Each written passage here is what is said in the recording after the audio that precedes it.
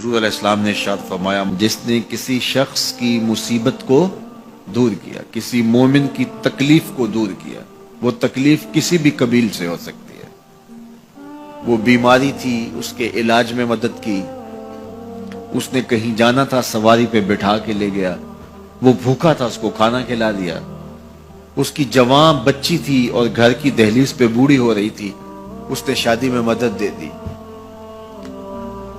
اس کی کوئی بھی تکلیف، کوئی بھی مصیبت جس میں وہ پھنسا تھا اس سے اسے نکالا۔ اللہ تعالیٰ اس کے لیے دنیا اور آخرت میں آسانیاں پیدا کرتا ہے۔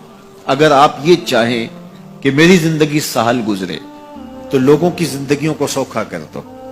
بعض اوقات ہمارے رویوں سے لوگ اوکے ہوتے ہیں۔ ایک بندہ مجھے کہنے لگا کہ بڑی پریشانی ہے، تو میں نے کہا اللہ کی مخلوق کے لیے آسانیاں پیدا کرو۔ تو اس نے کہا میں تو کسی کو کوئی تکلیف نہیں دیتا۔ میں نے کہا کہ آپ کے گھر کے سامنے گلی کتنی چوڑی ہے؟ تو وہ کہنے لگا 12 فٹ کی گلی ہے۔ تو میں نے کہا کہ آپ نے جو تھڑا بنایا ہے وہ کتنا آپ نے بنایا؟ کہتا 3 سیڑھیاں ہیں۔ تو میں نے کہا کہ یہ اللہ کی مخلوق کو تکلیف نہیں ہے؟ 12 فٹ کی گلی ہے، لوگوں کی بیچاروں کی کبھی گاڑیاں بھی گزرتی ہیں، جنازے بھی گزرتے ہیں، اور تم نے 3 سیڑھیاں اس گلی کے اندر رکھی ہوئی ہیں اور تم سمجھتے ہو کہ میں کسی کو تکلیف نہیں دے رہا۔ تم لمحہ لمحہ اللہ کی مخلوق کو تکلیف دیتے ہو۔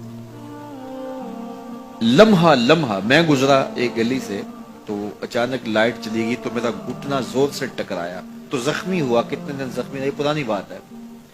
تو وہ کسی نے اپنے گھر کے سامنے 3 فٹ اونچا گٹر بنایا ہوا تھا۔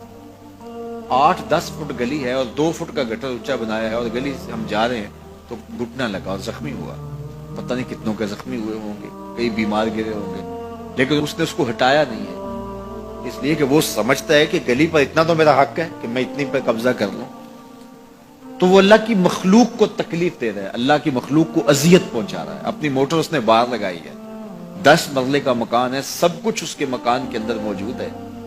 اس نے ایک ایک جگہ واش روم بھی اس نے بڑا چوڑا لمبا بنایا ہوا ہے، لیکن 3 سیڑھیوں کے لیے اندر جگہ نہیں ہے، 3 سیڑھیوں کے لیے باہر اللہ کی مخلوق کو تکلیف دے رہا ہے۔ تو اللہ کی مخلوق کو جس قبیل سے بھی آپ تکلیف دو، آپ اگر اونچی آواز کرتے ہو جس سے ہمسایہ تنگ آتا ہے تو یہ بھی اللہ کی مخلوق کو تکلیف دینے کے مطلب۔ ہمارے دین نے تو ہمیں کس قدر آسانیاں سکھائی ہیں، کس قدر سہولتیں ہمارے دین نے ہمیں دی ہیں، اور لوگوں کی جان سوکھی رہے، لوگوں کو تکلیف میں مبتلا نہ ہونے دیں، لوگوں کو اذیت میں مبتلا نہ ہونے دیں۔